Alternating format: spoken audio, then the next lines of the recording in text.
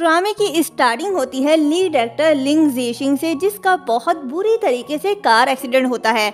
बच तो जाता है बट अनफॉर्चुनेटली वो लंगड़ा हो जाता है। उसे लगता है कि जी चौहान ने उसका एक्सीडेंट करवाया है। वो सैड होकर कहता है कि आखिर तुमने मेरे साथ ऐसा क्यों किया। जिसके बाद कहानी 6 साल आगे चली जाती है, जहां ड्रामे की फीमेल लीड शिया मियाओ मियाओ को दुल्हन की ड्रेस में दिखाया जाता है, जिसे उसकी बहन शिया जिनशी जोरदार थप्पड़ मारती है। वो उसे जीशिंग के साथ शादी करने के लिए फोर्स करती है, जिसके साथ उसकी होने वाली है।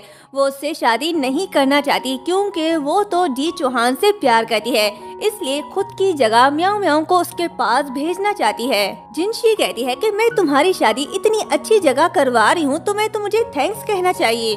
मियाओ मियाओ कहती है कि तुम मेरी शादी उससे क्यों करवा रही हो, तुम तो उससे बहुत प्यार करती हो ना। मॉम भी उसका साथ नहीं देती क्योंकि वो तो स्टेप मदर है ना। जिनशी कहती है कि मैं तो तुम्हें बताना ही भूल गई, लिंग फैमिली का दूसरा बेटा जिससे तुम्हारी शादी होने वाली है वो लंगड़ा है, और मैंने सुना है कि वो रूड भी है, तो उसका अच्छे से ध्यान रखना। मियाओ मियाओ रोते हुए डैड के पास जाती है और उनके नीज पकड़कर कहती है कि डैड, क्या आप सच में चाहते हो कि मैं लिंग फैमिली के दूसरे बेटे से शादी करूं?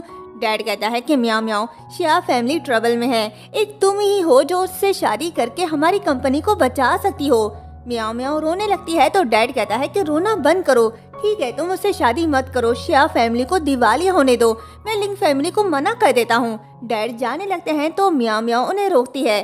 डैड की धमकी काम कर जाती है, मियाओ मियाओ शादी के लिए मान जाती है। डैड खुश हो जाता है और कहता है कि लिंग फैमिली को ये मत बताना कि तुम कौन हो, अगर उन्हें पता चल गया कि तुम जिनशी नहीं हो तो हमारी शिया फैमिली बर्बाद हो जाएगी। जिसके बाद जिनशी उसे घसीटते हुए कार में बिठाकर उसकी विदाई कर देती है। मियाओ मियाओ को पास्ट याद आता है, जहां ये पता चलता है कि मियाओ मियाओ शिया की रियल बेटी नहीं है। वो खुद से कहती है कि डैड, ये आखिरी काम है जो मैं आपके लिए कर रही हूँ। मियाओ मियाओ लिंग फैमिली आती है। अंकल चिन बड़ी इज्जत से मियाओ मियाओ को रूम में ले आता है, पर वहाँ जीशिंग नहीं होता। वो चलते चलते वॉशरूम चली जाती है, जहाँ जीशिंग पानी में डूबा हुआ होता है और निकल कर मियाओ मियाओ को खींचकर अपने क्लोज कर लेता है। फिर क्या, दोनों एक दूसरे को देखने लगते हैं। मियाओ मियाओ सोचती है तो ये है जीशिंग। जीशिंग सोचता है कि जी चौहान, मैं तुमसे तुम्हारा सब कुछ छीन लूंगा, तुम्हारी प्यारी GFB। ये सोचते ही वो गुस्से में उसे बाहर जाने के लिए कहता है। शॉवर लेने के बाद वो मियाओ मियाओ से कहता है कि क्या तुम चाहती हो कि पूरी शिया फैमिली तुम्हारे साथ दफन हो जाए? अगर नहीं तो मुझे खुश रखो, लेकिन मुझे खुश करना इतना भी आसान नहीं है। ये कहते ही वो अपनी बाहें खोल लेता है। मियाओ मियाओ उसके पास जाते हुए सोचती है कि मुझे डैड के लिए ये सब बर्दाश्त करना होगा और इसका अच्छे से ख्याल रखना होगा। वो जैसे ही उसके पास जाती है तो जीशिंग उसका गला दबाकर कहता है कि कितनी बेसब्र हो तुम तो मुझसे शादी करना नहीं चाहती थी ना? क्या तुम सारी जिंदगी बेवा रहने के लिए तैयार हो? मियाओ मियाओ कहती है कि मैं बस तुम्हारा अच्छे से ख्याल रखना चाहती हूँ। जीशिंग उसे छोड़कर कहता है कि जिनशी, जी चौहान तुमसे बहुत प्यार करता है ना? तुम्हें क्या लगा मैं तुमसे शादी करना चाहता था? आज से तुम वहाँ सोओगी, समझी? बेचारी कोने में जाकर बैठ जाती है और रोते हुए सोचती है कि मैं इसे सच नहीं बता सकती कि मैं जिनशी नहीं हूँ। दूसरी तरफ जी चौहान ड्रिंक पीकर फुल नशे में होता है और जिनशी को याद करके कहता है कि वो लंगड़ा मेरी गर्लफ्रेंड को अपनी वाइफ कैसे बना सकता है? दादाजी, तुमने मेरे साथ नाइंसाफी की है, मुझे उस दिन इसे मार देना चाहिए था। जीशिंग, तुम्हें इसकी कीमत चुकानी होगी। जिनशी वहीं खड़ी उसे छुपके से देख रही होती है, लेकिन वो उसके पास नहीं जाती क्योंकि अगर वो उसके सामने गई तो उसका सच सामने आ जाएगा और उसका सारा प्लान बर्बाद हो जाएगा। नेक्स्ट डे जी चौहान जीशिंग से कहता है कि तुम बिल्कुल भी नहीं बदले, आज भी मुझसे मेरी गर्लफ्रेंड को छीनने के लिए दादाजी को इस्तेमाल किया। हमारे बीच बहुत कुछ है जो निपटना बाकी है। जीशिंग कहता है कि क्या तुम्हें अफसोस है कि 6 साल पहले तुम मुझे मारने में नाकाम रहे? जी चौहान कहता है कि विदाउट एविडेंस कोई भी तुम्हारी बात पर यकीन नहीं करेगा। तो क्या हुआ अगर तुमने जिनशी से शादी कर ली? वो कई सालों से मेरे साथ थी, उसका सब कुछ मेरा है। जीशिंग कहता है कि मुझे तो तुम्हें थैंक्स कहना चाहिए कि तुमने उसे इतना कुछ सिखाया।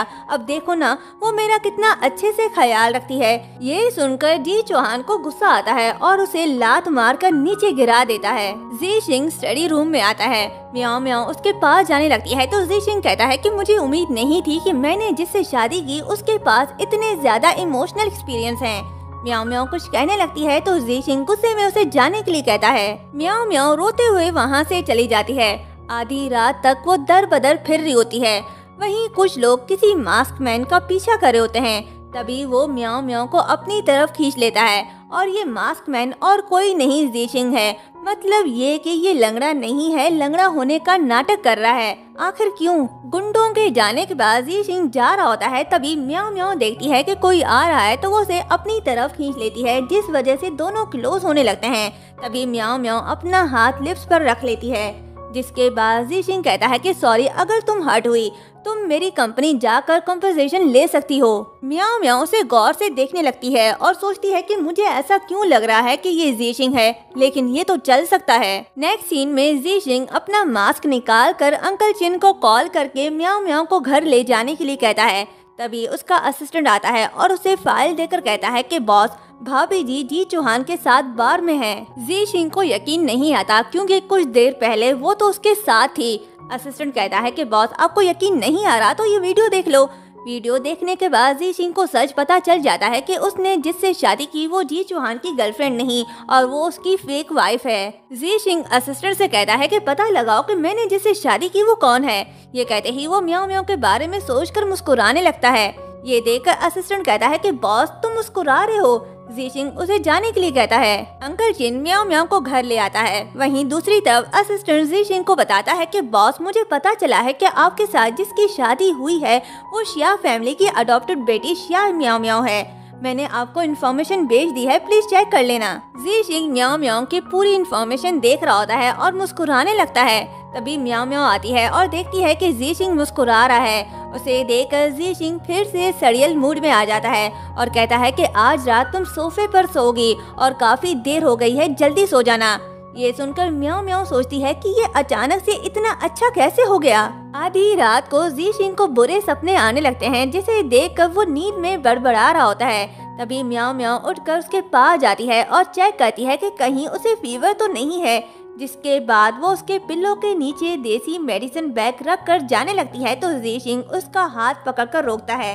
म्याओ म्याओ हाथ छुड़ाने की कोशिश करती है पर ज़ीशिंग उसे नहीं छोड़ता तो उसके पास ही बैठ जाती है और उसे देखते देखते वहीं सो जाती है। नेक्स्ट मॉर्निंग ज़ीशिंग उठता है और देखता है कि म्याओ म्याओ उसके पास लेटी हुई है तो वो उसे धक्का देकर नीचे गिरा कर कहता है कि तुम्हें किसने कहा यहाँ सोने को।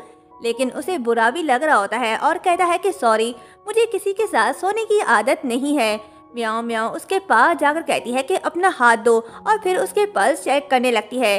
ज़ीशिंग उसे प्यार से देखने लगता है। पल्स चेक करने के बाद म्याओ म्याओ कहती है कि तुम्हें इंसोम्निया है और तुम्हें ठीक करने में मैं हेल्प करूंगी। ये वो मेडिसिन बैग है जो कल रात मैंने तुम्हारे पास रखा था जिससे तुम आराम से सो पाए, तो मैं ऐसे कुछ मेडिसिन और लेकर आती हूँ। वो जाने लगती है तो ज़ीशिंग उसे रोककर कहता है कि आज दादाजी के बर्थडे पर ओल्ड हाउस चलते हैं। जिसके बाद दोनों रेडी होकर दादाजी के पास जाते हैं। दोनों को साथ देकर दादाजी बड़े खुश होते हैं और फिर म्याओ म्याओ को अपने साथ चलने के लिए कहते हैं। वहां जाकर वो म्याओ म्याओ से कहते हैं कि ये लिंक कंपनी के 5% शेयर हैं जो हमारी बहू के लिए थे, अब ये तुम्हारे हैं, इस पर साइन करो। ये सुनकर म्याओ म्याओ को बुरा लगता है कि वो दादाजी से झूठ बोल रही है, तो इसलिए वो दादाजी को सच बताने लगती है कि दादाजी सॉरी, मैंने आपसे झूठ कहा, मैं शिया जिनशी नहीं, शिया फैमिली की अडॉप्टेड बेटी म्याओ म्याओ हूँ। सच जानकर ग्रैंडपा गुस्सा होकर कहते हैं कि तुम ऐसा कैसे कर सकती हो, तुम्हें क्या लगता है कि शादी एक मजाक है। ज़ीशिंग आता है और ग्रैंडपा से कहते हैं कि प्लीज नाराज मत हो। तभी जी चौहान और म्याओ म्याओ के मॉम डैड आते हैं और मिस्टर लिंग को बर्थडे विश करते हैं तो ग्रैंडपा कहते हैं कि ये किसने किया, तुमने हमें धोखा दिया, ये फेक वाइफ है। मॉम म्याओ म्याओ पर सारा ब्लेम लगा रही होती है और कहती है कि सब इसका किया धरा है, हमने तुम्हें पाल पोस कर बड़ा किया और तुमने हमें ये सलाह दिया जिनशी की जगह लिंग फैमिली में शादी कर ली। म्याओ म्याओ कहती है कि मैंने ऐसा कुछ नहीं किया। वो डैड की तरफ देखती है तो डैड भी नजरें चुराने लगते हैं। म्याओ म्याओ ज़ीशिंग से कहती है कि तुम्हें मुझ पर ट्रस्ट करना होगा। ज़ीशिंग तो पहले से ही सब जानता है और उसे म्याओ म्याओ पर ट्रस्ट भी है। मॉम ज़ीशिंग से कहती है कि दामाद जी, हमने ये जानबूझकर नहीं किया, ये सब इसने किया है। ज़ीशिंग कहता है कि कौन दामाद जी, मैं कोई आपका दामाद नहीं हूँ। आपको क्या लगता है कि हर कोई आपके जैसा ही भेदभाव करने वाला है?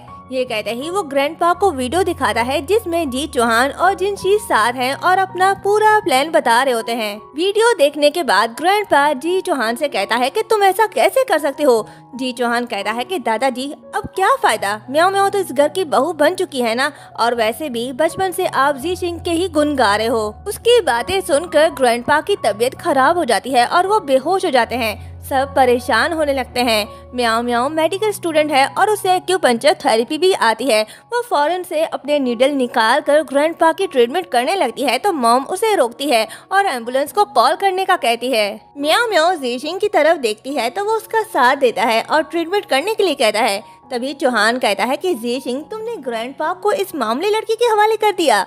मॉम म्याओ म्याओ से कहती है कि अगर मिस्टर लिंग को कुछ हो गया तो उसकी जिम्मेदार तुम खुद होगी या फैमिली नहीं। डैड कहते हैं कि मैं जानता हूँ तुम इसमें अच्छी हो, लेकिन तुम अभी भी स्टूडेंट हो, इसलिए बहादुर बनने की कोशिश मत करो और मुसीबत खड़ी मत करो। तभी ज़ीशिंग गुस्से में कहता है कि चुप हो जाओ, यहाँ जो कुछ भी होगा उसका जिम्मेदार मैं खुद होऊंगा। फिर म्याओ म्याओ से कहता है कि मुझे तुम पर यकीन है। म्याओ म्याओ ग्रैंडपा को फर्स्ट एड करने लगती है। ग्रैंडपा को हॉस्पिटल भेजने के बाद डॉक्टर पूछता है कि ये फर्स्ट एड किसने किया। मॉम और चौहान खुश होते हैं क्योंकि उन्हें लगता है कि डॉक्टर उसके खिलाफ होगा, पर जब म्याओ म्याओ उन्हें बताती है कि ये मैंने किया तो डॉक्टर कहता है कि तुमने सिचुएशन को बड़े अच्छे से हैंडल किया, अगर तुम ये ना करती तो शायद मिस्टर लिंग की जान को खतरा हो सकता था, लेकिन अब वो खतरे से बाहर हैं। डॉक्टर की बातें सुनकर मॉम और चौहान शॉक्ड होते हैं और गुस्से में वहाँ से चले जाते हैं, पर ज़ीशिंग खुश होता है, उसे तो पहले से ही म्याओ म्याओ पर ट्रस्ट था। नेक्स्ट सीन में ज़ीशिंग और म्याओ म्याओ हॉस्पिटल जाते हैं तो ग्रैंडपा म्याओ म्याओ को अपनी नजरों से दूर होने के लिए कहता है। म्याओ म्याओ चुपचाप जाने लगती है। ज़ीशिंग ग्रैंडपा से कहता है कि प्लीज आप इसे एक्सेप्ट कर लें। ग्रैंडपा कहते हैं कि तुम ही उसे अपनाओ और यहाँ से दफा हो जाओ, और फिर शांत होने के बाद कहते हैं कि चलो किसी और टॉपिक पर बात करते हैं। तुम्हारा बड़ा भाई बहुत जल्द ही हमें छोड़कर चला गया, अब लिंग का फ्यूचर तुम्हारे और चौहान के हाथ में है। जो भी मूव ग्रुप के साथ कोऑपरेशन करेगा वही लिंग का नेक्स्ट प्रेसिडेंट होगा, और मुझे उम्मीद है कि तुम मुझे निराश नहीं करोगे। और मूव ग्रुप का प्रेसिडेंट मोशिन मिस्टीरियस लगता है, हर वक्त मास्क पहना रहता है, मैंने उसे कभी नहीं देखा, लेकिन सीओ ल्यू त्योन है जिससे तुम कांटेक्ट कर सकते हो। ज़ीशिंग कहता है कि दादाजी आप टेंशन मत लो, मैं सब संभाल लूंगा, आप बस अपना ख्याल रखो। म्याओ म्याओ बाहर खड़ी उनकी बातें सुन रही होती है और मूव ग्रुप का बिजनेस कार्ड देखती है जो उसे ज़ीशिंग ने दिया था जब उसने मास्क पहना हुआ था। ज़ीशिंग म्याओ म्याओ को उसकी यूनिवर्सिटी ड्रॉप करने आता है। वो चाहता है कि म्याओ म्याओ अपनी स्टडी कंटिन्यू करे। म्याओ म्याओ से थैंक्स कहकर यूनिवर्सिटी के अंदर चली जाती है। म्याओ म्याओ लाइब्रेरी में बैठी होती है, तभी वहाँ यू हांग आता है जो म्याओ म्याओ से प्यार करता है। वो म्याओ म्याओ को देखकर उसके पास जाकर कहता है कि तुम कहाँ चली गई थी। म्याओ म्याओ से खुद से दूर करके कहती है कि अब हम दोनों का साथ रहना इम्पॉसिबल है। यू हांग कहता है कि मैं तुम्हारा इंतजार करने के लिए तैयार हूँ। तभी म्याओ म्याओ से बताती है कि मेरी शादी हो गई है। ये सुनकर यू हांग को सदमा लग जाता है और कहता है कि तुम ऐसा कैसे कर सकती हो। म्याओ म्याओ कहती है कि मैंने लिंग फैमिली के दूसरे बेटे से शादी की है। तो यू हांग कहता है कि क्या तुमने मेरे कजन से शादी की। म्याओ म्याओ कहती है कि ज़ीशिंग तुम्हारा कजन है। यू हांग उसका हाथ पकड़कर कहता है कि मैं तुम्हें अपनी लाइफ बर्बाद करने नहीं दूंगा, मैं तुम्हें यहाँ से ले जाऊंगा। म्याओ म्याओ कहती है कि छोड़ो मेरा हाथ, मुझे वो पसंद है तुम नहीं। तभी एक लड़की आती है और यू हांग के क्लोज होकर म्याओ म्याओ को सुनाने लगती है, तो म्याओ म्याओ वहाँ से चली जाती है। यू हांग भी उसके पीछे पीछे जाता है। तभी वहाँ ज़ीशिंग आता है तो यू हांग कहता है कि तुम मेरे कजन हो, इसका ये मतलब नहीं कि मैं म्याओ म्याओ तुम्हें दे दूंगा, मैं ऐसा कभी होने नहीं दूंगा। ज़ीशिंग उसे कोई जवाब नहीं देता, वो म्याओ म्याओ को लेकर वहाँ से चला जाता है। नेक्स्ट सीन में ज़ीशिंग म्याओ म्याओ के पास आता है और कहता है कि अगर तुम लिंग के मेडिकल प्रोजेक्ट टीम में ज्वाइन होना चाहती हो तो फिक्र मत करो, मैं करवा दूंगा। म्याओ म्याओ कहती है कि कोई जरूरत नहीं, मैं अपने बलबूते पर मेडिकल टीम ज्वाइन करूंगी। तभी से यू हांग का कॉल आता है प्रोजेक्ट में हेल्प करने के लिए। म्याओ म्याओ से बात कर रही होती है तो ज़ीशिंग जेलस हो रहा होता है और उसका प्रोजेक्ट देखकर कहता है कि ये तो फॉरेन लैंग्वेज है, कई सालों तक अब्रॉड में रहने के बाद मैं यू हांग से ज्यादा बेहतर हो गया हूँ। म्याओ म्याओ उससे डॉक्यूमेंट लेकर सोने का कहती है। ज़ीशिंग मुंह बनाकर बुक रीड करने लगता है और वहीं बैठे बैठे सो जाता है। म्याओ म्याओ उसे देखने लगती है। नेक्स्ट डे असिस्टेंट ज़ीशिंग को जी चौहान का प्रोजेक्ट फाइल देता है जो उसने मूव ग्रुप को सबमिट करवाया था। ज़ेशिंग फाइल देखने लगता है और कहता है कि बिल्कुल वैसा ही जैसा मैंने सोचा था, और फिर मुस्कुराकर असिस्टेंट से कहता है कि प्रोजेक्ट जी चौहान को दे दो। असिस्टेंट शॉक्ड होकर कहता है कि क्यों? ज़ेशिंग कहता है कि तुम बस देखते जाओ। जिसके बाद मीटिंग होती है और वहाँ जी चौहान को बताया जाता है कि प्रोजेक्ट उसे दिया गया है। वो बड़ा खुश होता है, पर उसे क्या पता कि प्रोजेक्ट देने वाला कौन है। ज़ेशिंग म्याओ म्याओ से कहता है कि कल मैं एक बिजनेस ट्रिप पर जा रहा हूँ, तुम भी साथ चलना। म्याओ म्याओ मान जाती है। ज़ेशिंग प्यार से उसका हाथ पकड़ता है। जिसके बाद ग्रैंडपा ज़ेशिंग और जी चौहान को बुलाते हैं और फिर जी चौहान की क्लास लेने लगते हैं, क्योंकि ग्रैंडपा को पता चल चुका है कि जी चौहान ने मूव ग्रुप से कॉपरेशन करने के लिए ज़ेशिंग का प्लान चुराया, इसलिए वो इस कंपटीशन को इनवैलिड कर देते हैं। जी चौहान बड़े गुस्से में होता है और दादाजी को कोसते हुए कहता है कि मूव ग्रुप का प्रोजेक्ट मैंने जीता, पर वो बुढ़ा ज़ेशिंग के गुण गा रहा है। गुस्सा करने के बाद वो किसी को कॉल करके कहता है कि कल ज़ेशिंग बिजनेस ट्रिप पर जा रहा है, वहाँ से वो जिंदा वापस नहीं आना चाहिए। काम बन जाता है। ज़ेशिंग और म्याओ म्याओ जैसे ही एयरपोर्ट से निकलते हैं, तभी चौहान के लोग उसे मारने लगते हैं, पर तभी वहाँ लूहान आता है और म्याओ म्याओ से कहता है कि मैं इन्हें संभाल लूंगा, तुम ज़ेशिंग को कार में बिठाओ। इसके बाद वो वहाँ से भाग निकलते हैं। लूहान कहता है कि शुक्र करो मैं वक्त पर आ गया, वरना तुम इस तरह भविष्य को प्रोटेक्ट करते। ज़ेशिंग कहता है कि मैं जानता था तुम जरूर आओगे। तभी उसकी तबीयत खराब होने लगती है, क्योंकि वो कार के फ्रंट सीट में बैठा हुआ है, जहाँ बैठने से उसे डर लगता है, क्योंकि जब उसका एक्सीडेंट हुआ था तब वो फ्रंट सीट पर ही बैठा हुआ था। वो म्याओ म्याओ का हाथ पकड़कर बेहोश हो जाता है। म्याओ म्याओ परेशान हो जाती है और उसे हॉस्पिटल ले आती है। ज़ेशिंग वहाँ भी डरने लगता है और अपने मॉम डैड को बुला रहा होता है, तो म्याओ म्याओ उसके पास जाकर कहती है कि डरो नहीं, मैं यहीं पर हूँ। कुछ दिन बाद बिजनेस ट्रिप से वापस आने के बाद दोनों कुछ देर साथ टाइम स्पेंड करते हैं। ज़ेशिंग उसे वेजिटेबल गार्डन ले आता है जो उसने उसके नाम कर दिया है। म्याओ म्याओ को ये पसंद आता है। दूसरी तरफ ग्रैंडपा जी चौहान को पीट रहे होते हैं, क्योंकि उन्हें पता चल चुका है कि ज़ेशिंग को मारने के लिए लोग जी चौहान ने भेजे थे। तो वो उससे कहता है कि तुम ऐसा कैसे कर सकते हो, मुझे सच में ये उम्मीद नहीं थी कि तुम ऐसे निकलोगे। जी चौहान ये सब मानने से इनकार करता है और कहता है कि मैंने ऐसा कुछ नहीं किया, मुझे आज भी याद है जो आपने हमें सिखाया। मैं अपने भाई को कैसे मार सकता हूँ, मैं बस उससे जिंशी की वजह से लड़ा था। ग्रैंडपा कहते हैं कि तुम्हें क्या लगता है मैं बुढ़ा और अंधा हूँ, मुझे कुछ पता नहीं चल पाएगा। अब से तुम कंपनी के इंचार्ज नहीं रहोगे, दफा हो जाओ यहाँ से। ये सुनकर जी चौहान को गुस्सा आता है। वो ग्रैंडपा की लाठी पकड़कर उन्हें धक्का देकर नीचे गिरा देता है। जी चौहान को थोड़ा सा भी बुरा नहीं लगता, इनफैक्ट वो बहुत खुश होता है कि उसने अपने रास्ते के कांटे को हटा दिया। फिर क्या, वो ग्रैंडपा के पास जाकर डॉक्यूमेंट्स में उनके फिंगरप्रिंट्स ले लेता है। ज़ेशिंग को दादाजी के बारे में पता चलता है, तो वो म्याओ म्याओ के साथ हॉस्पिटल पहुंच जाता है। ज़ेशिंग को देखकर जी चौहान रोने का ड्रामा स्टार्ट करता है कि दादाजी आप इतने केयरलेस कैसे हो सकते हो, आपके बगैर लिंग का क्या होगा। ज़ेशिंग कहता है कि तुम ये क्या बकवास कर रहे हो, चुप रहो, उन्हें कुछ नहीं होगा। तभी डॉक्टर आता है और बताता है कि मिस्टर लिंग खतरे से बाहर हैं, लेकिन उन्हें कब होश आएगा ये कोई नहीं बता सकता। जिसके बाद जी चौहान ज़ेशिंग को विल के बारे में बताते हुए कहता है कि ये दादाजी की विल है, अगर उन्हें कुछ होता है तो सब उनकी विल के हिसाब से ही होगा। ज़ेशिंग कहता है ओके ठीक है, और मैं आज तक तुम्हें दादाजी की वजह से बर्दाश्त करता आ रहा हूँ, अगर कल को तुम्हें कुछ होता है तो मुझ पर इल्जाम मत लगाना। जी चौहान किसी से कॉल पे बात कर रहा होता है। वो उसे बताता है कि उसने जो जमीन खरीदी है वहाँ काम नहीं हो सकता, क्योंकि उस जगह ग्रेवयार्ड है। जी चौहान कहता है कि मुझे कुछ नहीं पता, कैसे भी करके वहाँ काम स्टार्ट करो। दूसरी तरफ म्याओ म्याओ परेशान होकर ज़ेशिंग के पास आती है, तो ज़ेशिंग पूछता है कि क्या हुआ।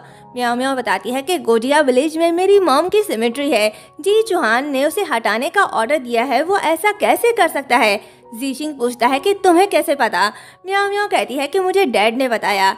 ज़ेशिंग कहता है कि तुम फिक्र मत करो, मैं तुम्हें वहाँ ले जाता हूँ। जिसके बाद दोनों गोजिया विलेज जा रहे होते हैं। म्याओ म्याओ सैड होती है, तो उसका मूड ठीक करने के लिए ज़ेशिंग कहता है कि तुम्हारी मॉम ब्यूटीफुल होगी ना।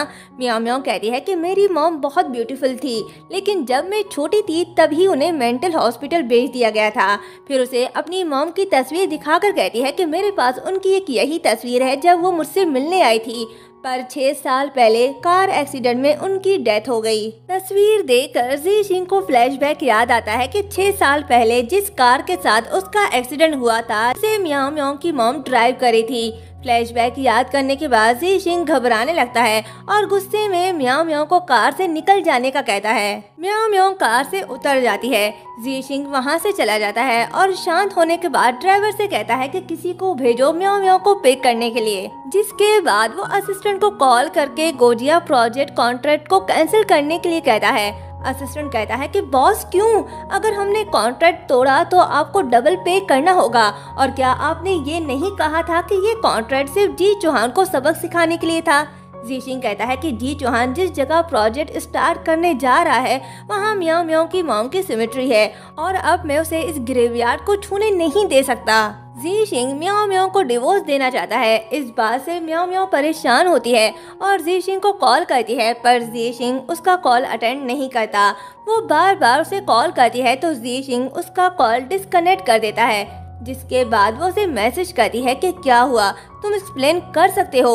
और यहाँ ये पता चलता है कि आखिर क्यों ज़ीशिंग उसे डिवोर्स देना चाहता है, क्योंकि जिस कार एक्सीडेंट में ज़ीशिंग के मॉम डैड की डेथ हुई थी उसे म्याओ म्याओ की मॉम ड्राइव करी थी, और यही रीजन है कि वो अपने मॉम डैड की रिवेंज लेने के लिए लंगड़ा बनने का नाटक कर रहा है। ज़ीशिंग मैसेज रीड करने के बाद कहता है कि म्याओ म्याओ मुझे अफसोस है कि वो तुम्हारी मॉम थी जिसने मेरे पेरेंट्स को मार डाला।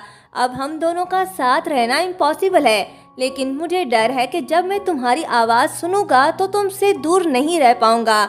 मैं तुम्हारे साथ रहना चाहता हूँ। यूहांग म्याओ म्याओ के पास आता है और कहता है कि मैंने सुना है कि ज़ीशिंग तुम्हें डिवोर्स देने जा रहा है, मैं उस कमीने को सबक सिखाने में तुम्हारी हेल्प करूंगा।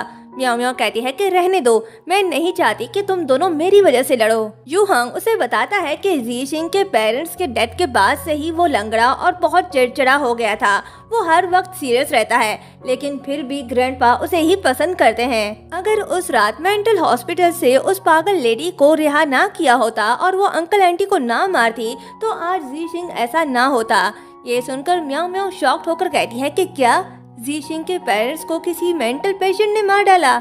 यूहांग कहता है कि हाँ, वो पागल लेडी जियांगजिंग मेंटल हॉस्पिटल से थी। ये सुनकर म्याओ म्याओ को शक होने लगता है कि शायद वो लेडी और कोई नहीं उसकी मॉम थी, और यही वजह थी कि जब उसने उसकी मॉम की तस्वीर देखी थी तो वो गुस्सा हो गया था और उसके बाद से ही ज़ीशिंग ने उससे डिवोर्स का कहा था। वो कंफर्म करने के लिए डैड के पास जाती है, जहाँ पहले से ही डैड और जी चौहान बातें करे होते हैं। जी चौहान कहता है कि अब तुम मेरे ससुर हो तो लिंक ग्रुप में प्रेसिडेंट बनने के लिए तुम्हें मेरी हेल्प करनी होगी, अगर नहीं तो तुम्हारे सारे राज फाश कर दूंगा।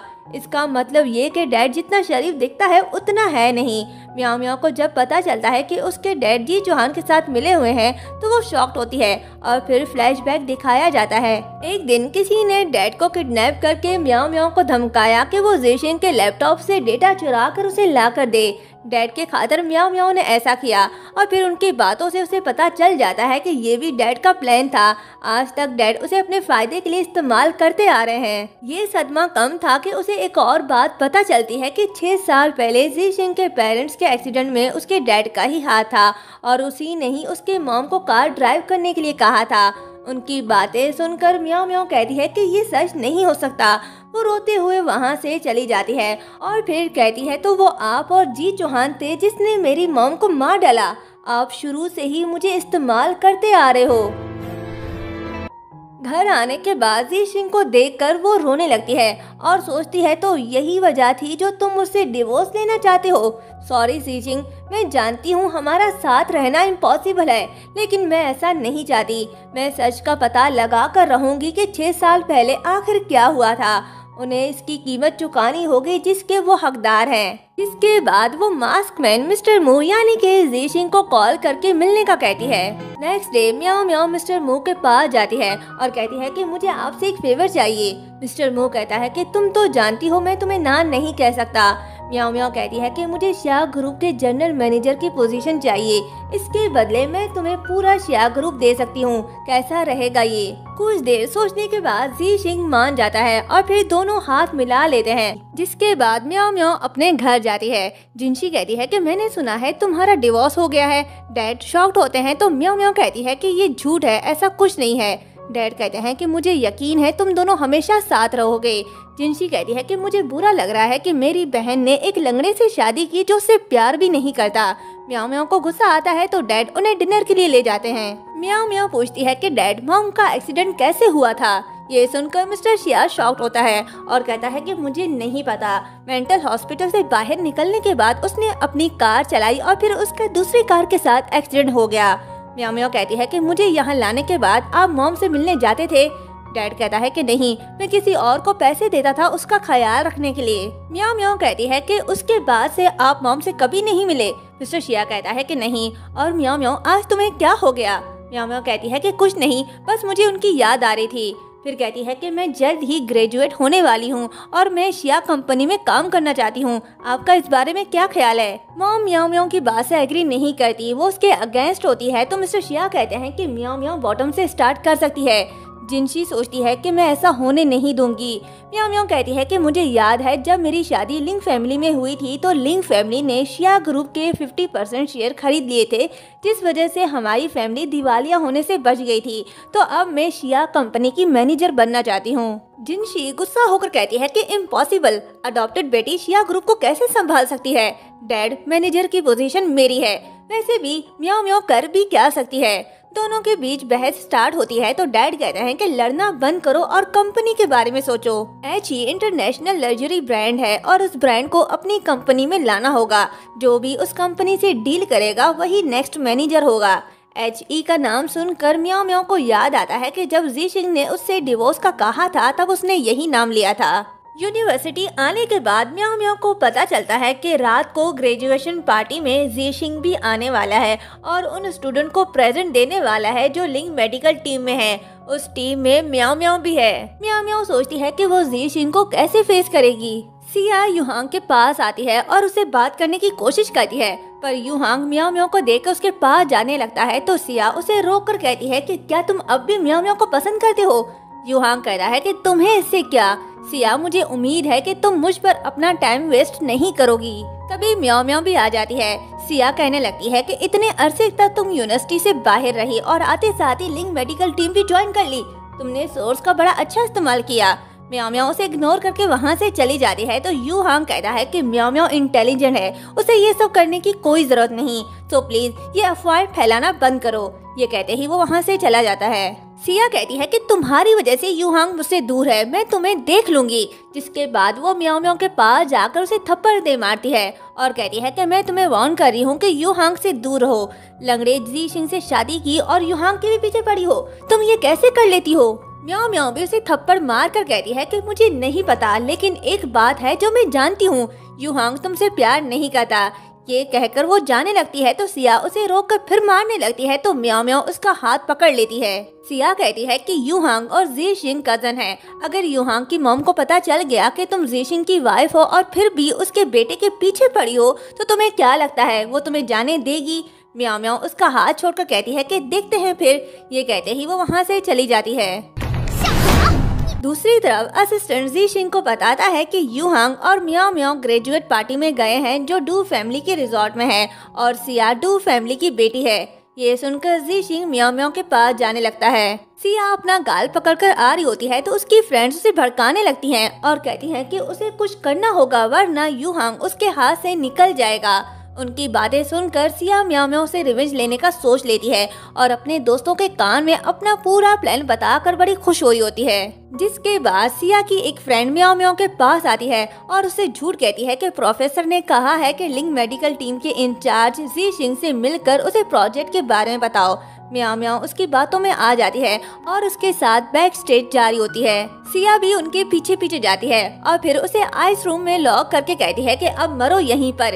ये इस होटल का आइस रूम है जहाँ बहुत कम लोग आते हैं, तुम्हारा बचना मुश्किल है। म्याओ म्याओ दरवाजा खोलने के लिए कहती है पर सिया कूलिंग बढ़ाकर उसे मरने के लिए छोड़कर चली जाती है। म्याओ म्याओ ज़ीशिंग को कॉल करने लगती है पर वहाँ नेटवर्क नहीं होता।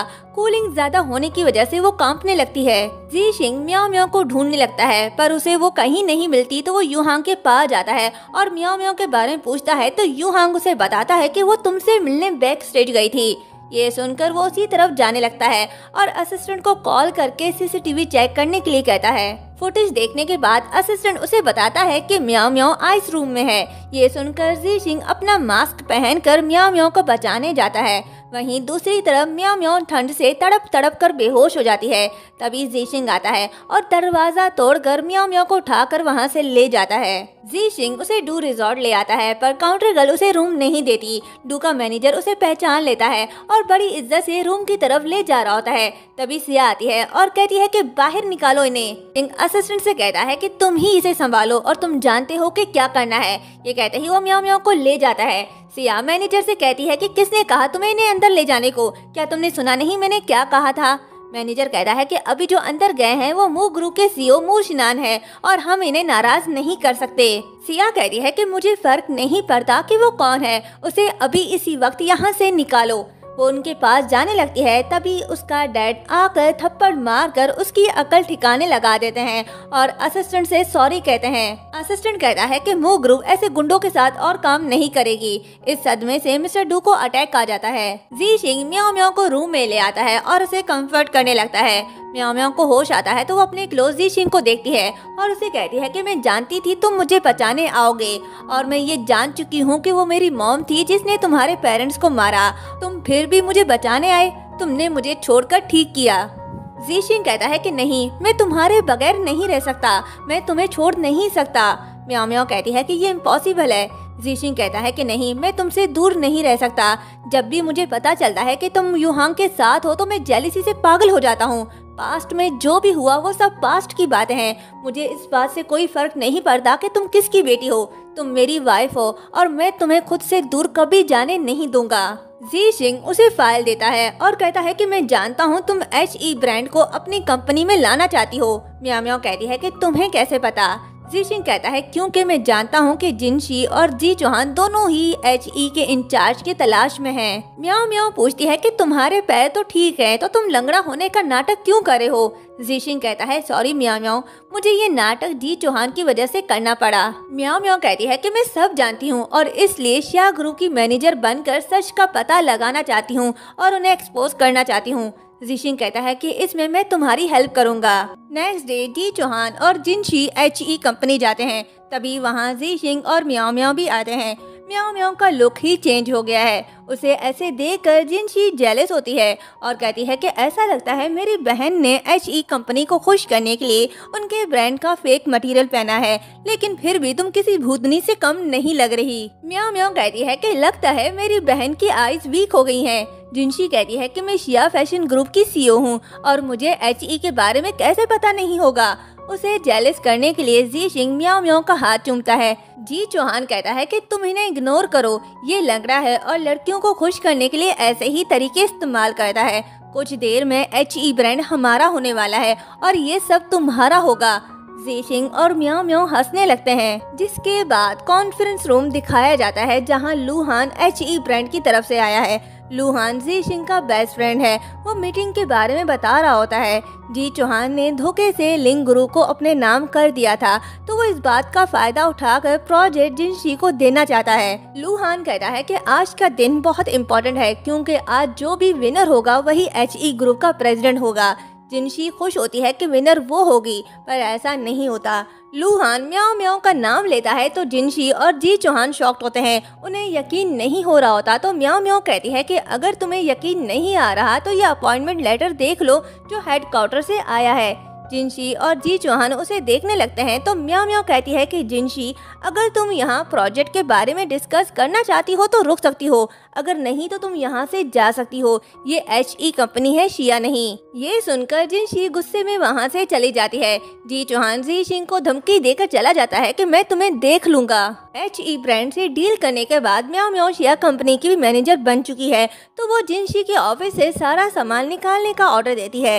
ये देखकर जिनशी उन्हें रुकने का कहती है और म्याओ म्याओ को बाहर निकलने का कहती है। म्याओ म्याओ कहती है कि मेरी बहन गुस्सा मत करो, तुम हार गई हो। अगर फिर भी तुम ये एक्सेप्ट नहीं करती तो डैड के पास चली जाओ, वो तुम्हें अच्छे से समझा देंगे। तभी डैड आता है तो जिनशी कहती है कि डैड, म्याओ म्याओ मेरी जगह कैसे ले सकती है। डैड गुस्से से कहता है कि चुप रहो और निकल जाओ यहाँ से। जिनशी गुस्से से चली जाती है। डैड म्याओ म्याओ के पास आकर उसकी तारीफें करने लगता है, उसे खुश करने के लिए, ताकि फ्यूचर में वो जो भी करना चाहे म्याओ म्याओ उसका साथ दे। डैड उसे जी शिंग और मिस्टर मू को चैरिटी डिनर पर इनवाइट करने का कहते हैं। दूसरी तरफ जिनशी जी चौहान से कहती है कि तुम लिंक ग्रुप के प्रेसिडेंट हो, मुझे नहीं पता तुम ये कैसे करोगे, मुझे HE कंपनी चाहिए, वो मेरा फेवरेट ब्रांड है। जी चौहान कहता है कि ऐसा नहीं हो सकता, वो बुढ़ा अभी तक मरा नहीं है, मैं कोई डिसीजन नहीं ले सकता, हमें मिलकर काम करना होगा। HE ब्रांड वापस लेने के लिए बहुत से पैसे लगेंगे और तुम्हारे डैड के पास स्पेशल फंड है, तुम्हें उसका पता लगाना होगा, अगर हमें वो मिल गए तो HE हमारा होगा। जिसके बाद जिनशी आधी रात को ऑफिस आती है फंड्स के बारे में पता लगाने। दूसरी तरफ म्याओ म्याओ एविडेंस ढूंढ रही होती है डैड और जी चौहान के बारे में ताकि वो उन्हें एक्सपोज कर पाए। काफी देर ढूंढने के बाद उसे एक क्लू मिल जाता है। वो जी शिंग को बताती है कि 6 साल से एक लू शियाशिन नाम के पर्सनल अकाउंट में बहुत से पैसे भेजे जा रहे हैं। जी शिंग उस अकाउंट का डिटेल असिस्टेंट को सेंड करता है पता लगाने के लिए और फिर म्याओ म्याओ के शोल्डर दबाकर कहता है कि मैडम बड़ी हार्ड वर्क कर रही है। लेट नाइट असिस्टेंट जी शिंग को कॉल करके बताता है कि मुझे लू शियाशिन अकाउंट के बारे में पता चल चुका है। असिस्टेंट से बात करने के बाद वो म्याओ म्याओ से कहता है कि मैं बिजनेस ट्रिप पर जा रहा हूँ, क्या तुम अकेली रह सकती हो। म्याओ म्याओ कहती है ठीक है, फिर तुम्हें जल्दी आना होगा। दूसरी तरफ मिस्टर शिया को पता चल जाता है कि किसी ने अकाउंट के बारे में इंफॉर्मेशन ली है, तो वो अपने असिस्टेंट से कहता है कि पता करो ये कौन है और लू शियाशी को मार दो। जी शिंग उस बंदे को ढूंढने आते हैं जिसके नाम पर ये अकाउंट है। मिस्टर शिया के लोग भी उसके पीछे पड़े होते हैं उसे मारने के लिए। असिस्टेंट उसे देख लेता है और पकड़ने के लिए उसके पीछे भागता है, पर वो उसके हाथ नहीं आता। सेक्रेटरी म्याओ म्याओ को बताती है कि बहुत बड़ा मसला हो गया है, हमारे प्रोडक्ट से लोगों को एलर्जी हो रही है। म्याओ म्याओ रिपोर्ट देखने के बाद कहती है कि पता लगाओ प्रॉब्लम कहाँ पर है और फिर हॉस्पिटल जाने लगती है। जिनशी बहुत खुश होती है और किसी को कॉल करके कहती है कि ये बात पूरे न्यूज़ पर फैला दो कि उसकी वजह से बहुत से लोगों की लाइफ बर्बाद हुई है और ये डिमांड करो कि म्याओ म्याओ के मैनेजर की पोजीशन से हटा दिया जाए। जी शिंग म्याओ म्याओ को कॉल करता है पर म्याओ म्याओ प्रॉब्लम सॉल्व करने में लगी हुई है, उसका कॉल अटेंड नहीं करती। वो परेशान होता है, तभी उसे न्यूज़ से सब पता चल जाता है। वो असिस्टेंट को कॉल करके कहता है कि अभी इसी वक्त मेरे पास आओ। असिस्टेंट कहता है कि बॉस मैं अभी तो सोया हूँ, क्या कल बात नहीं कर सकते। जी शिंग कहता है कि इमरजेंसी है, अभी के अभी यहाँ आओ। असिस्टेंट आता है। जी शिंग कहता है कि मुझे अभी वापस जाना है। असिस्टेंट उसे कहता है कि बॉस वेदर देखो, बाहर तूफान है और कोई फ्लाइट भी नहीं मिलेगी। जी शिंग कहता है कि मुझे नहीं पता, मुझे वापस जाना है। तो असिस्टेंट कहता है कि ठीक है, आप कार ड्राइव नहीं कर सकते, मैं करता हूँ। म्याओ म्याओ रीजन ढूंढने की कोशिश करती है। सारी रात ढूंढने के बाद आखिरकार उसे रीजन मिल जाता है।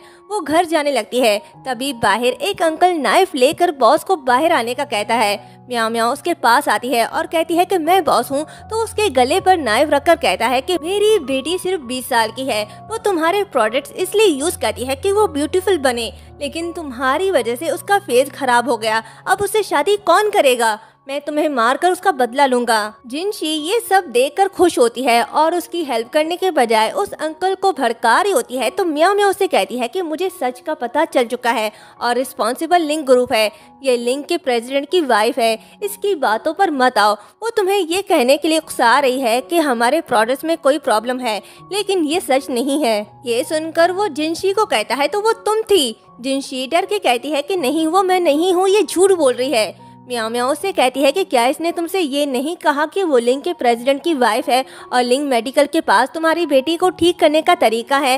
तभी ये पता चलता है कि जिनशी ने उसे अपने ऑफिस बुलाकर डील किया था कि वो म्याओ म्याओ को मारे, उसके बदले वो उसकी बेटी को ठीक कर देगी। सच जानकर वो जिनशी को मारने जाता है। जिनशी कहती है कि मैं प्रेसिडेंट की वाइफ नहीं हूँ, ये है। डेली जी शिंग इसे लेने आता है।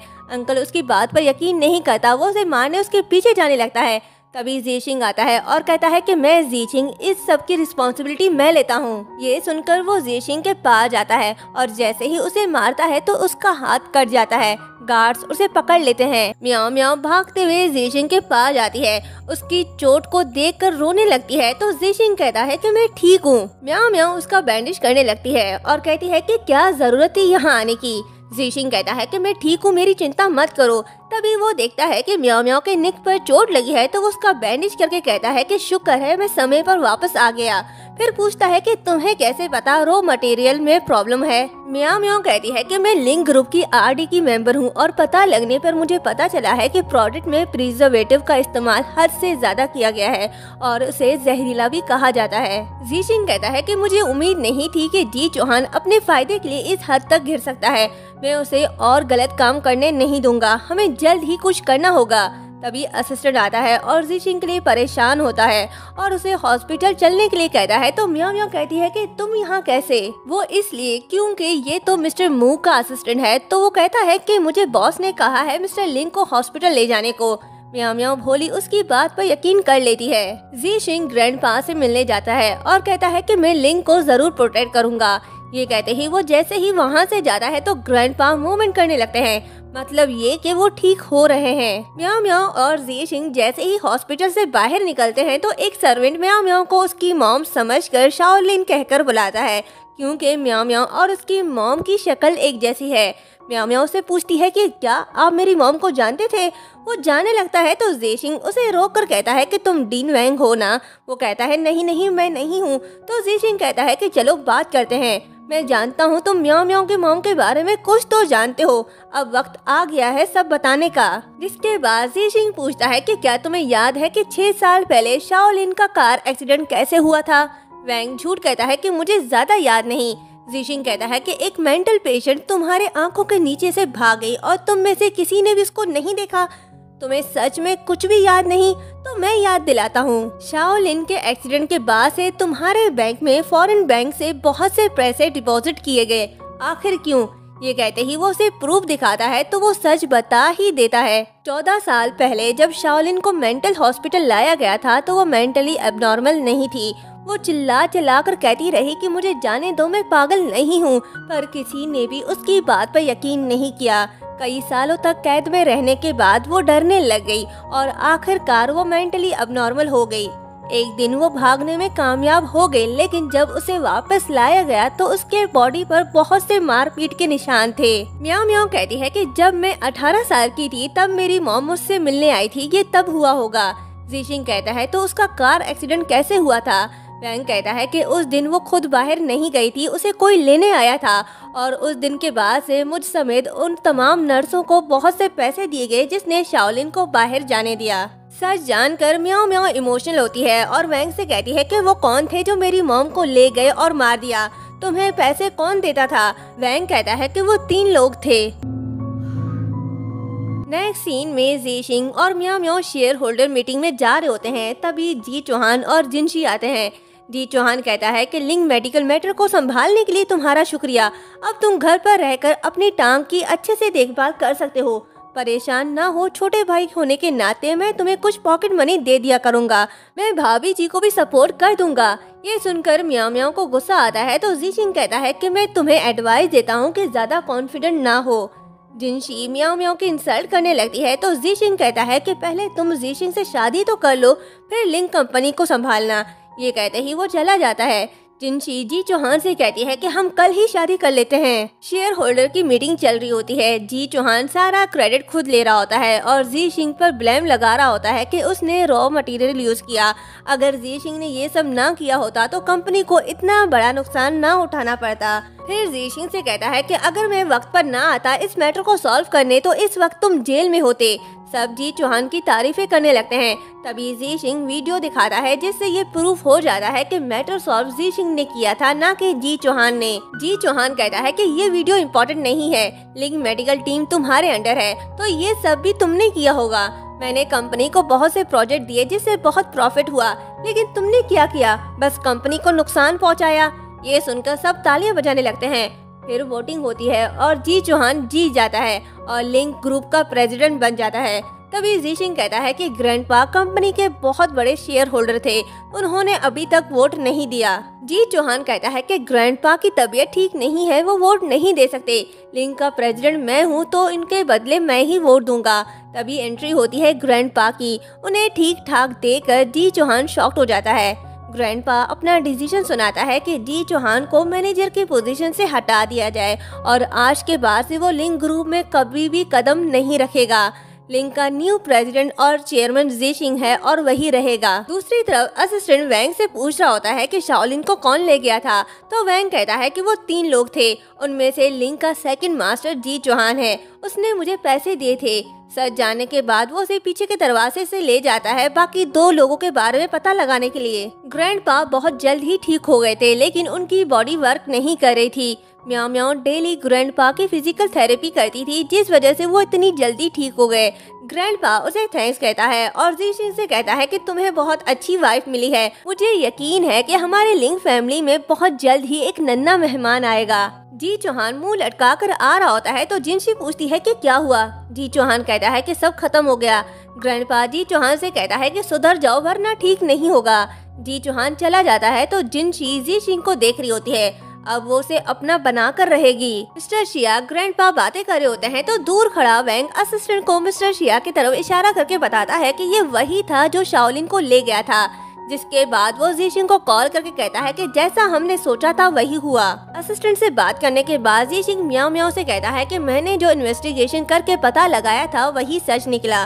वो जीत चौहान और मिस्टर शिया थे जिसने कार एक्सीडेंट प्लान किया था और उन्हें मरवाया। म्याओ म्याओ कहती है कि मेरे पास अब सिर्फ तुम ही हो। ज़ीशिंग कहता है कि मैं तुम्हें हमेशा प्रोटेक्ट करूंगा। जिनशी डैड से कहती है कि ज़ीशिंग की शादी मुझसे होनी थी और कॉन्ट्रैक्ट में भी मेरा नाम लिखा था। मुझे नहीं पता आप ये कैसे करोगे। आपको म्याओ म्याओ को वापस लाना होगा, वो मेरी जगह नहीं ले सकती। मॉम कहती है कि जिनशी ज़ीशिंग की रियल वाइफ है, ना कि म्याओ म्याओ। इस बारे में आपको ज़ीशिंग से बात करनी होगी। डैड कहता है कि तुम ये कैसे कह सकती हो, तुम दोनों के कहने पर ही मैंने म्याओ म्याओ की शादी ज़ीशिंग से करवाई थी। मॉम कहती है कि मुझे नहीं पता, ज़ीशिंग कंपनी का प्रेसिडेंट है, ना कि जी चौहान। मेरी बेटी प्रेसिडेंट की वाइफ बनेगी, समझे। डैड कहता है कि हमें क्या पता था वो नकारा निकलेगा। जिनशी मॉम के पास जाकर कहती है कि आप ही डैड को समझाओ, मैं उस बेकार जी चौहान की वाइफ नहीं बनना चाहती, मुझे प्रेसिडेंट की वाइफ बनना है। मॉम कहती है कि बेटी तुम फिक्र मत करो, मैं तुम्हारे डैड को समझा लूंगी, तुम जाके आराम कर लो। नेक्स्ट डे जिनशी सच धज कर ज़ीशिंग के पास जाती है, ये सोचते हुए कि मैं प्रेसिडेंट की वाइफ बनूंगी। तभी जी चौहान उसे रोककर कहता है कि तुमने कहा था कि तुम उसे प्यार करती हो, मेरे पास अभी भी बहुत से पैसे हैं, चलो शादी करते हैं। जिनशी कहती है कि छोड़ो मेरा हाथ, तुम्हें लिंग से निकाल दिया गया है, मैं तुमसे शादी नहीं करूंगी। तभी सामने से ज़ीशिंग आता है तो वो बेहोश होने का नाटक करके उसके ऊपर गिर जाती है, तो ज़ीशिंग उसे धक्का देकर वहां से चला जाता है। जी चौहान गुस्से से उसके पास जाता है और कहता है कि चलो मेरे साथ। जिनशी कहती है कि मुझे तुम्हारे साथ कहीं नहीं जाना, मैं प्रेसिडेंट की वाइफ बनना चाहती हूँ, क्या तुम ये कर सकते हो? नहीं ना तो मेरा पीछा छोड़ दो। ये कहते ही वो चली जाती है। जिनशी ज़ीशिंग के कार को फॉलो करी होती है तो अंकल जिन ज़ीशिंग से कहता है कि हमें कोई फॉलो कर रहा है। ज़ीशिंग कहता है करने दो, और फिर म्याओ म्याओ ज़ीशिंग वेजिटेबल गार्डन आता है। दोनों को साथ देकर जिनशी जेलस होती है और कहती है कि प्रेसिडेंट की वाइफ मैं ही बनूंगी, इसके लिए अगर मुझे म्याओ म्याओ को रास्ते से हटाना पड़े तो मैं वो भी करूंगी। जिनशी म्याओ म्याओ को बदनाम करने के लिए कॉन्ट्रैक्ट की तस्वीर लेकर ब्रोकिंग हार्ट लिखकर अपलोड कर देती है, जिसे देखकर सब जिनशी के लिए बुरा फील कर रहे होते हैं और ज़ीशिंग और म्याओ म्याओ के बारे में बुरी बातें करने लगते हैं। कमेंट्स रीड करके जिनशी बहुत खुश होती है। नेक्स्ट डे जब म्याओ म्याओ ऑफिस आती है तो सब उसे देखकर बातें करने लगते हैं कि अपनी बहन के हस्बैंड को पटाकर इसने ये सब हासिल किया, हमें नहीं पता था कि ये ऐसी निकलेगी। म्याओ म्याओ उनकी बातें सुन लेती है। वो लैपटॉप ओपन करती है तो वो जिनशी का पोस्ट देख लेती है, जिसके बाद वो गुस्से में जिनशी के पास जाती है और उसे जोरदार थप्पड़ मार कर कहती है कि मैं तुम्हें एक और चांस देना चाहती थी, पर अब नहीं, तुम कभी भी नहीं सुधरोगी। ये कहते ही वो चली जाती है। दूसरी तरफ ज़ीशिंग पोस्ट करके अपने मोहब्बत का इजहार करता है कि मैं म्याओ म्याओ के साथ सारी जिंदगी रहना चाहता हूँ, मैं उससे बहुत प्यार करता हूँ। ऑफिस गर्ल ज़ीशिंग का पोस्ट देकर कहती हैं कि वाओ, ज़ीशिंग ने सबके सामने अपने प्यार का इजहार किया, ये कितना रोमांटिक है।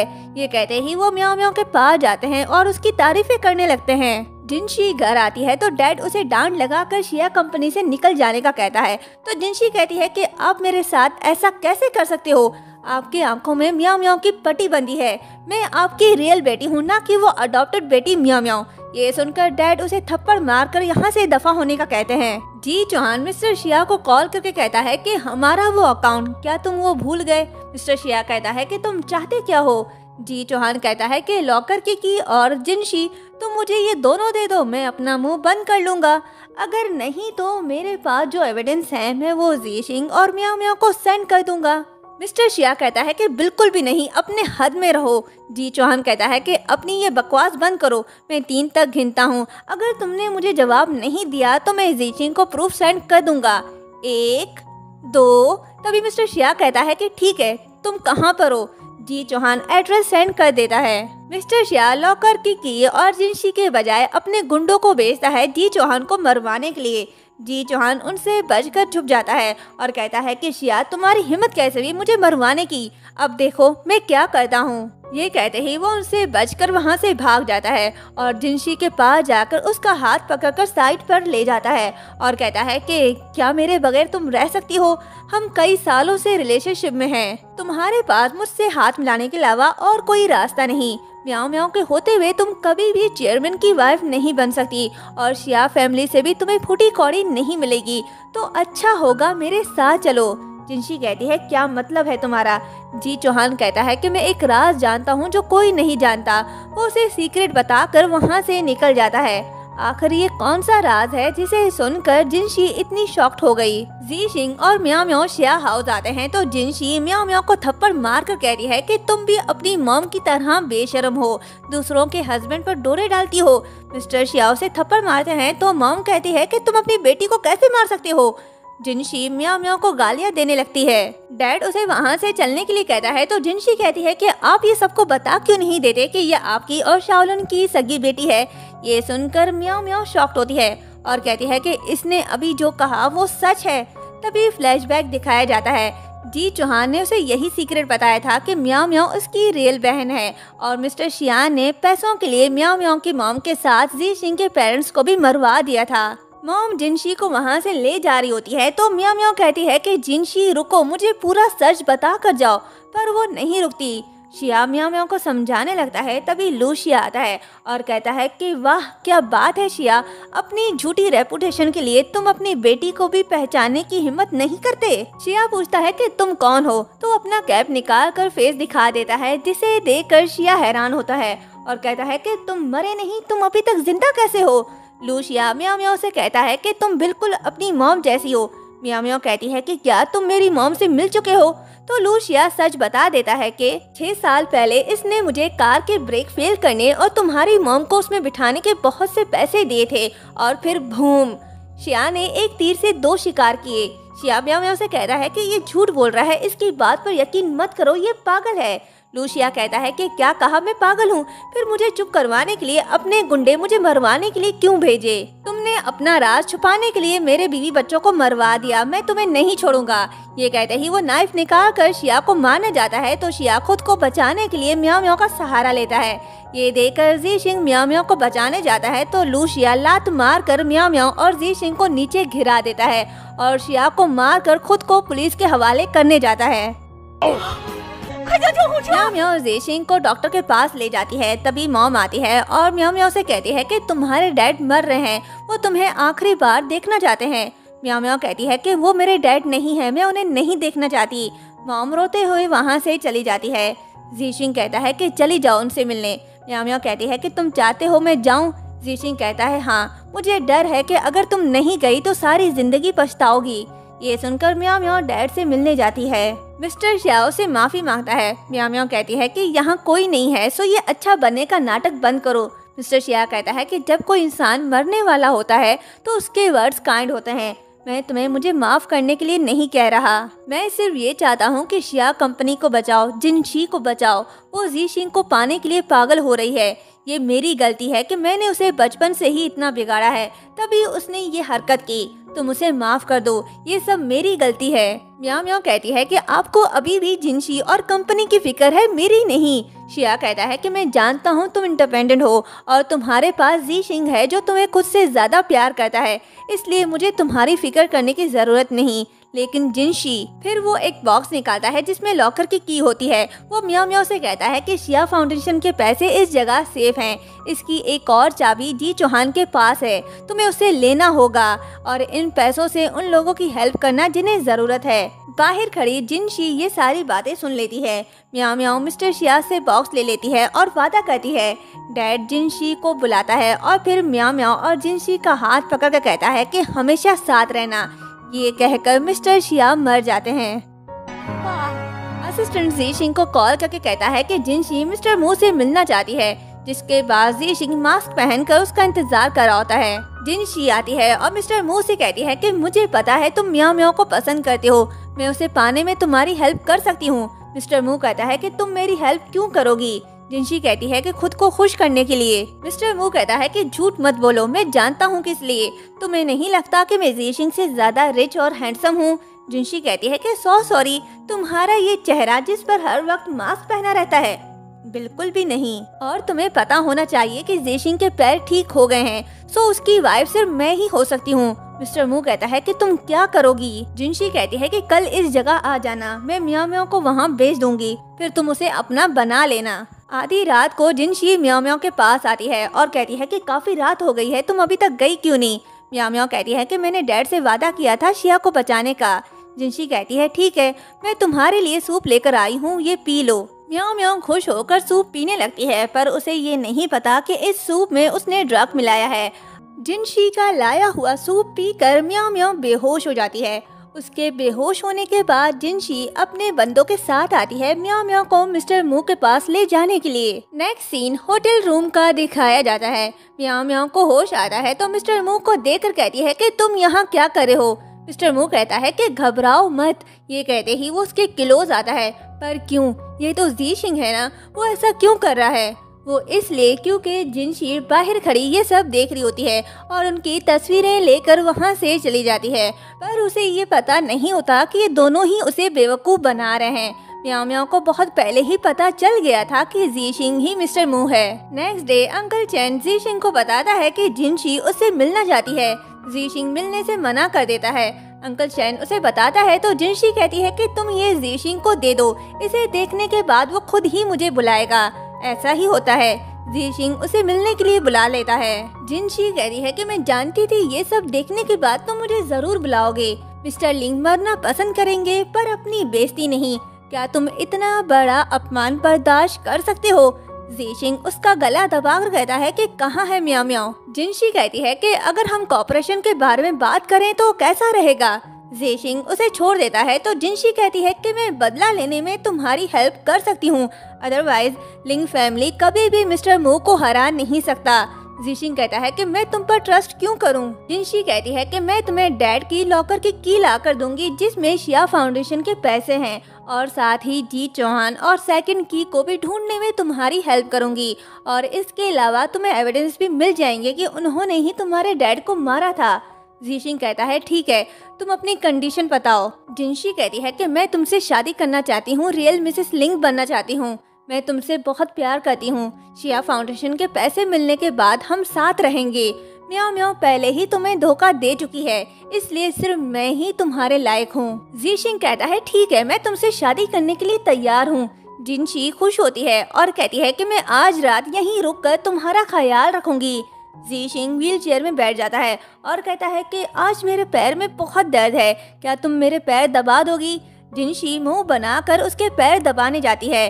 जीशिंग अंकल से कहता है कि वो जिनशी के लिए रूम रेडी करे, कुछ दिन वो यहीं रहेगी। ये सुनकर जिनशी खुश होती है। उसके बाद जिनशी को दिखाने के लिए जीशिंग और म्याओ म्याओ एक और नाटक करते हैं। म्याओ म्याओ जीशिंग को समझाने की कोशिश करती है कि जैसा तुम सोच रहे हो वो सच नहीं है, मैं नशे में थी। जीशिंग उसकी बात पर यकीन नहीं करता। जिनशी को ये सब दिखाने के बाद म्याओ म्याओ वहाँ से चली जाती है। जिनशी को पूरी तरह से यकीन आ जाता है कि जीशिंग ने म्याओ म्याओ को छोड़ दिया है और अब वो उसके पास कभी नहीं जाएगा। नेक्स्ट डे यूहांग जीशिंग के पास आता है और उसे मारकर कहता है कि तुम म्याओ म्याओ के साथ ऐसा कैसे कर सकते हो? तो जीशिंग कहता है कि तुम तो जानते हो लड़कों के नेचर का, जिनशी म्याओ म्याओ से ज्यादा इंटरेस्टिंग है, वो बस सारा दिन रोती रहती है। वैसे भी मेरी रियल वाइफ जिनशी है। ये सुनकर वो उसे फिर से मार कर कहता है कि तुम पछताओगे। ये कहते ही वो चला जाता है। जिनशी कहती है कि तुमने अभी जो कहा वो सच है। ठीक है, फिर हम जल्द ही शादी कर लेते हैं, मैं और वेट नहीं कर सकती। जीशिंग भी ना चाहते हुए उसके साथ प्यार का नाटक करता है। दूसरी तरफ जी चौहान को न्यूज से पता चलता है कि जिनशी जीशिंग से बहुत जल्द ही शादी करने वाली है। ये न्यूज सुनकर वो बहुत गुस्सा होता है और कहता है कि मैं ऐसा कभी होने नहीं दूंगा। जिनशी म्याओ म्याओ के पास जाती है और इनविटेशन कार्ड देकर कहती है कि ये मेरी शादी का इनविटेशन कार्ड है, तुम जरूर आना। म्याओ म्याओ इनविटेशन उसके मुंह पर फेंक देती है तो जिनशी खुश होकर वहाँ से चली जाती है और जैसे ही ऑफिस से बाहर निकलती है तो जी चौहान उसे पकड़ लेता है और कहता है कि तुम मुझे छोड़कर ज़ीशिंग से शादी कैसे कर सकती हो। तभी जिनशी को ज़ीशिंग की बात याद आती है कि हमें शादी करने से पहले जी चौहान को ढूंढना होगा, वरना हमारी शादी और बाकी की लाइफ कभी भी सुकून से नहीं गुजरेगी। जिनशी कहती है कि हमें क्या करना होगा। ज़ीशिंग कहता है कि जब उसे पता चलेगा कि तुम मुझसे शादी कर रही हो तो वो तुम्हारे पास जरूर आएगा, तब हम उससे लॉकर की और एविडेंस दोनों ले लेंगे। यही प्लान था ज़ीशिंग और म्याओ म्याओ का। वो जिनशी के जरिए जी चौहान को पकड़वाना चाहते थे।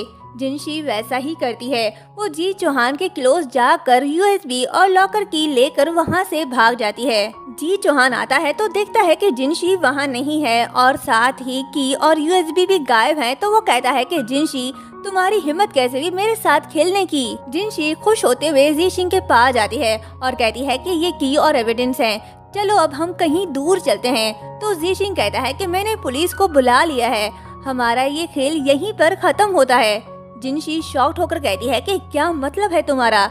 ज़ीशिंग कहता है कि मैं तुमसे शादी नहीं करने वाला, मैं अपनी वाइफ म्याओ म्याओ से बहुत प्यार करता हूँ और सारी जिंदगी उसके साथ रहूंगा। जिनशी कहती है कि इसका मिस्टर मू के साथ अफेयर है, तुम फिर भी इसके साथ रहना चाहते हो। तो म्याओ म्याओ कहती है कि बहन, मैं तुम्हें बताना भूल गई कि ज़ीशिंग ही मिस्टर मू है। जिनशी को यकीन नहीं आता तो ज़ीशिंग असिस्टेंट से मास्क लाने को कहता है। असिस्टेंट मास्क लाता है जिसे देखकर जिनशी शॉक्ड होती है। म्याओ म्याओ कहती है कि ये सिर्फ एक खेल था और कुछ नहीं। सच जानकर जिनशी को यकीन नहीं आता, वो वहाँ से चली जाती है। ज़ीशिंग और म्याओ म्याओ को लगता है कि अब सब कुछ ठीक हो गया है, अब उन्हें कोई खतरा नहीं, पर वो जी चौहान के बारे में भूल गए कि वो अभी तक आजाद घूम रहा है। जिनशी पूरी तरह से पागल हो जाती है। जी चौहान उसे देखकर शॉक्ड होता है और उसकी हालत का जिम्मेदार ज़ीशिंग और म्याओ म्याओ को समझता है और वो बदला लेने का ठान लेता है। जिसके बाद वो शिया कंपनी जाता है। असिस्टेंट म्याओ म्याओ को बताती है कि किसी ने शिया कंपनी में हमला कर दिया है। ये सुनकर म्याओ म्याओ गैराज की तरफ भागती है तो उसके सामने जी चौहान आता है। वो उसे अपने गुंडों से पकड़वा लेता है। दूसरी तरफ ज़ीशिंग को पता चलता है कि म्याओ म्याओ जी चौहान के कब्जे में है तो वो उसके पास जा रहा होता है। जी चौहान म्याओ म्याओ को उस कार में बिठाने लगता है जिसमें बॉम्ब होता है। तभी ज़ीशिंग आता है तो म्याओ म्याओ कहती है कि कार में बॉम्ब है, तुम चले जाओ यहाँ से। ज़ीशिंग जी चौहान से कहता है कि ये तुम क्या कर रहे हो, अगर ग्रैंडपा को पता चल गया तो। तभी जी चौहान कहता है कि मेरे सामने उनका नाम मत लो, उनके लिए सिर्फ तुम ही बेस्ट हो। अगर वो ना होते तो आज मैं चेयरमैन होता, उन्होंने मुझे मजबूर किया, तुमने मुझे मजबूर किया ये सब करने को। ज़ीशिंग कहता है ठीक है, तुम्हारा मसला मुझसे है ना, हम मिलकर हल कर सकते हैं, तुम म्याओ म्याओ को जाने दो। जी चौहान कहता है बिल्कुल भी नहीं, तुम्हें लंगड़ा खेलना पसंद है ना, तो चलो यही खेलते हैं। ये कहते ही वो अपने गुंडों से कहता है इसे मारने को।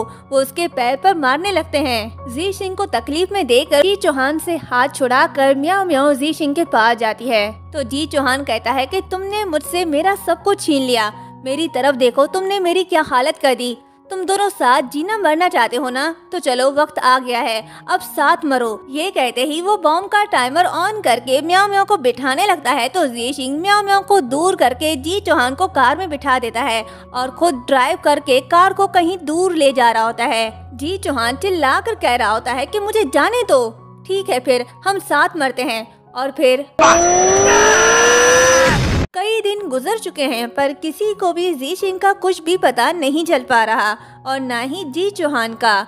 कोई भी ये नहीं जानता कि वो जिंदा हैं भी या नहीं, क्योंकि ना उनकी बॉडी मिली और ना ही उस कार के बारे में कुछ पता चल पाया। म्याओ म्याओ ज़ीशिंग के गम में डूबी हुई होती है, खाना पीना छोड़ देती है। अंकल चिन उसके पास आता है और कुछ खाने के लिए कहता है तो म्याओ म्याओ ज़ीशिंग को ढूंढने लगती है।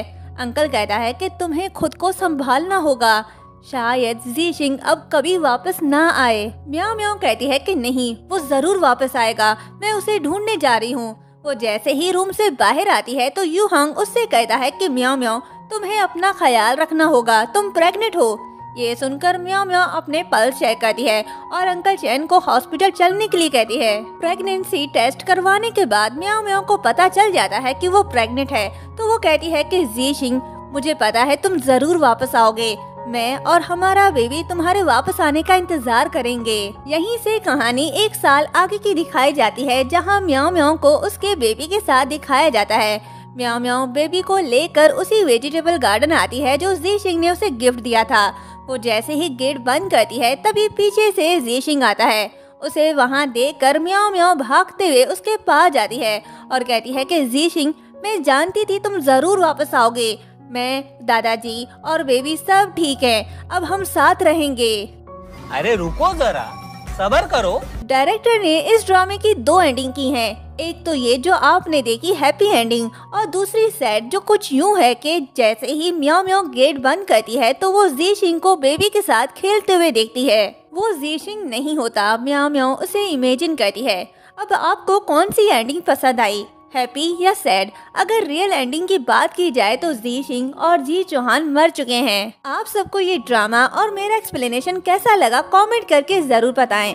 चैनल को सब्सक्राइब और वीडियो को लाइक शेयर करना मत भूलिएगा। Thank you so much.